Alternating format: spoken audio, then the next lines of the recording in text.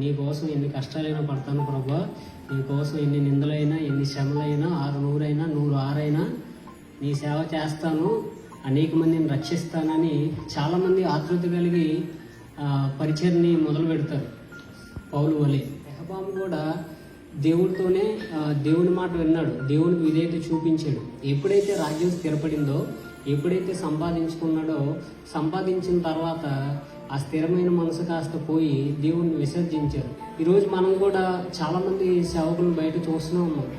100 మంది రాగానే అసలు ఇంకా నన్ను చూడు, నా అందాన్ని చూడు, నా సంఘాన్ని చూడు, అసలు నా అంత పాస్టర్ లేడు అని విచారిస్తూ ఉంటారు, చెప్పుకుంటే మనం స్టార్టింగ్ వచ్చిన ఆ యొక్క ఉద్దేశం ఏంటి, తర్వాత సంఘం పెరిగే కొద్దీ, మనం అభివృద్ధి అయ్యే కొద్దీ, సంపాదించే కొద్దీ మన ఉద్దేశాలు ఎటు వెళ్ళిపోతాయి అంటే లోకాశల వైపు వెళ్ళిపోతాయి. పౌలు గారు ఏ లోకంలో అయితే పెంటతో ఇంచాడో అదే పెంటను ఈరోజు ఈ లోకంలో ఉన్న క్రైస్తవులు కొంతమంది ఆశిస్తున్నారు.